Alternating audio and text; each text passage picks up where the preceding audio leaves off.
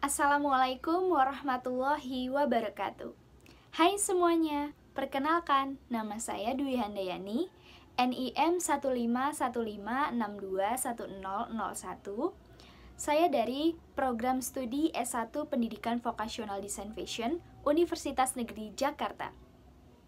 Di video kali ini, saya akan menjelaskan tentang sejarah perkembangan mode pada zaman Romawi kuno. Sejarah perkembangan mode pada zaman Romawi kuno. Pria dan wanita Romawi, seperti halnya orang India Eropa lainnya, memakai lembaran wool yang besar untuk menutupi badan mereka. Setelah mereka bertemu dengan orang Yunani dan Mesir, mereka mulai mengenakan tunik linen seperti kaos di bawah jubah wool yang ternyata jauh lebih nyaman. Tekstil pada zaman Romawi kuno ada wool dari bulu domba, linen dari tanaman rami, peliharaan yang dikembangkan di awal dunia Mediterania dari rami liar untuk seratnya dan minyak dari bijinya. Ada juga kapas dan juga sutra. Berikut ini adalah pakaian-pakaian pada masa Romawi kuno. Toga. Toga merupakan pakaian standar untuk semua orang Romawi. Toga terdiri dari kain panjang hingga mencapai 6 meter. Toga terbuat dari wool dan dikenakan dengan dililitkan ke tubuh. Gaya pakaian ini sebelumnya telah digunakan sebagai pakaian resmi oleh orang Etruria. Toga selalu dikenakan di atas tunik. Pada awalnya, toga digunakan untuk tujuan biasa, tapi seiring waktu berlalu, pakaian ini hanya digunakan untuk acara resmi. Hal ini kemungkinan karena toga terlalu rumit jika dikenakan sehari-hari. Pada masa selanjutnya, toga segera menjadi representasi kewarganegaraan Romawi. Toga juga dianggap sebagai simbol perdamaian. Warna biru di toga menandakan mereka adalah para filsuf. Warna hijau menandakan kalau mereka adalah para dokter. Warna ungu pada toga digunakan oleh raja dan para jenderal atau prajurit yang menang dalam perang. Warna putih dan pinggirannya diberi warna ungu digunakan oleh para petinggi atau para menteri. Stola. Stola hanya dikenakan oleh para wanita. Desain stola mengambil dasar dari toga. Toga menyerupai selimut besar yang dililitkan ke tubuh, sedangkan stola berbentuk persegi panjang.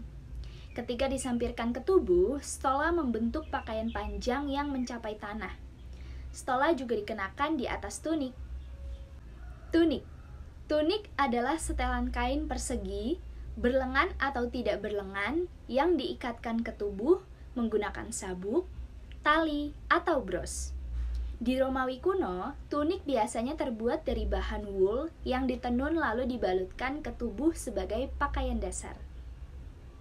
Pala. Pala merupakan jubah atau mantel tradisional yang berbentuk persegi.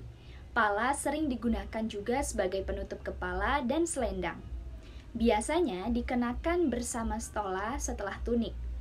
Bahan dasar membuat jubah ini adalah wool, sutra, katun, yang kemudian ditenun.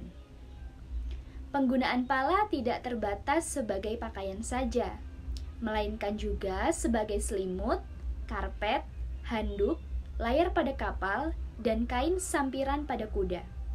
Hal tersebut membuktikan jika pala merupakan kain yang serbaguna pada masanya. Stropium dan sulbigar adalah jenis pakaian dalam atau bikini yang umum digunakan oleh perempuan pada masa Romawi kuno. Bikini tersebut terbuat dari serat linen atau kulit. Pada masa Romawi kuno, payudara perempuan yang berukuran besar dipandang sebagai tanda penuaan. Maka dari itu, para perempuan remaja yang sedang dalam tahap perkembangan menggunakan stropium untuk menahan payudara mereka.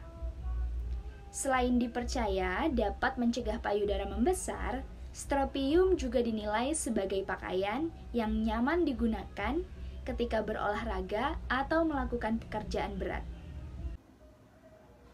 Nah, itu dia penjelasan tentang sejarah perkembangan mode pada zaman Romawi kuno. Sampai sini dulu video kali ini. Mohon maaf apabila ada kesalahan atau kekurangan. Terima kasih sudah menonton. Sampai jumpa di video selanjutnya. Wassalamualaikum warahmatullahi wabarakatuh.